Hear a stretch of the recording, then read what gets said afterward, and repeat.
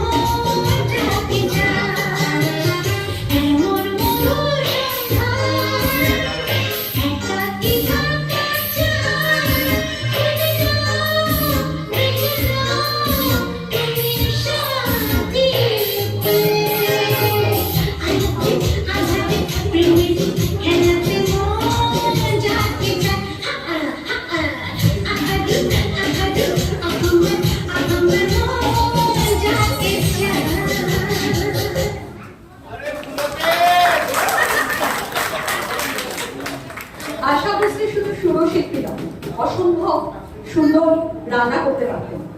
ছেলের দাবি ছিল পৃথিবীর আনাচে কানাচে যেন পায়ে পাওয়া যায় মায়ের রান্নার স্বাদ।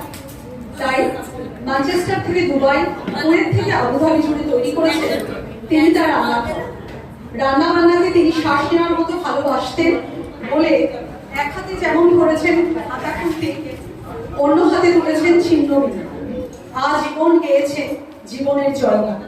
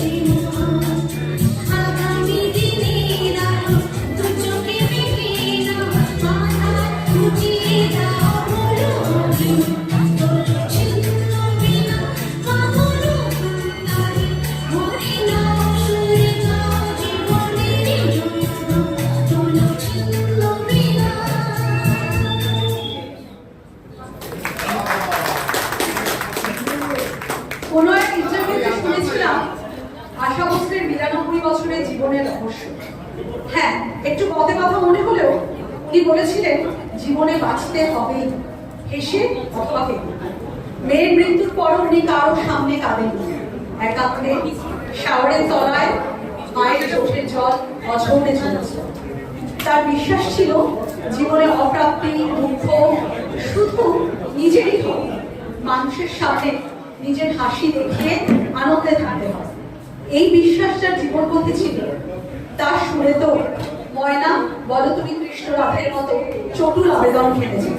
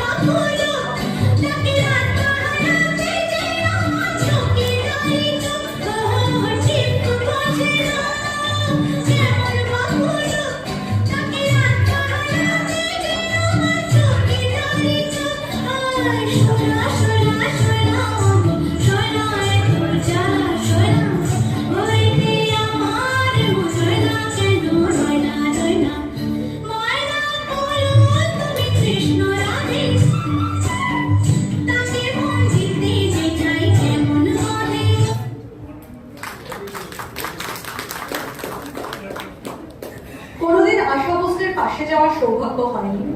কপালে বড় টিপ, পরনে অসাধারণ শাড়ি, যা দেখে আমাদের মুখ টিপটিপ, আর খোপায় মোজা, ফুলের ইশারা। শাড়ি ছাড়া কোনো রূপে আমরা তাকে দেখিনি, কারণ তার ছেলে বিবেক মাকে শাড়ি ছাড়া ভাবতেই পারতেন না। হুমকিও দিয়েছিলেন, মা যদি শাড়ি ছেড়ে অন্য কিছু পরে অথবা বয়সের ধর্ম মেনে পুজো হয়ে হাঁটেন তাহলে ছেলের আড়ি মানে গৃহত্যাগ। কোনো মা কি এই ধাক্কা নিতে পারে?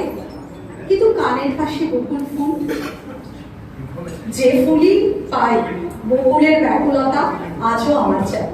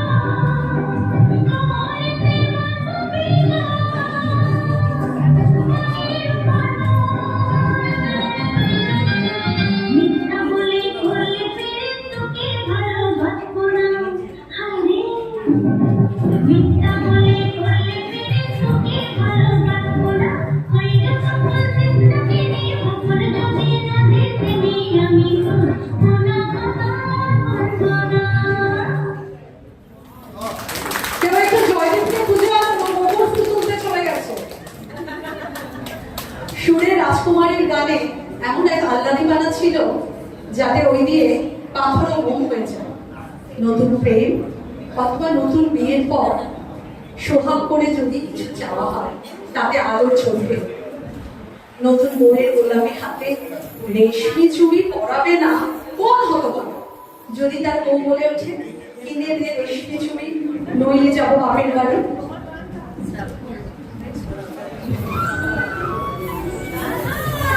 কিনে দে রেশমি চুড়ি, নইলে যাবো বাপের বাড়ি।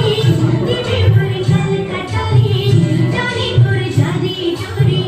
কিনে দে রেশমি চুড়ি, নইলে যাবো বাপের বাড়ি। দিদি বলে চল কাটালি, জানি তোর জানি চুরি। কতবার বলেছিলি মেলাতে নিয়ে যাবি, শাড়ি না দিয়ে আমায় খাবারই ছোলা মুড়ি। কিনে দে রেশমি চুড়ি, নইলে যাবো বাপের বাড়ি। দিদি বলে চল কাটালি, জানি তোর জানি চুরি। সর্বদা সব টাকা কুকুর খাওয়াতে খাওয়াতে চলে যায়, রেশমি চুড়ি দেবে করতে। শুরুর যেমন শেষ থাকে, আশার সাথে থাকে যাওয়া। সব মায়া কাটিয়ে সবাইকে তৃপ্ত করে উনি চলে গেছেন। আমাদের আরম্ভ আজ শেষের পথে। চেষ্টা করেছি তাকে শ্রদ্ধাঞ্জলি দেওয়ার অপূর্ণ ভঙ্গিমায়। হয়তো হয়নি, হয়তো হয়েছে। কবে কি বলেছি মনে রেখো না।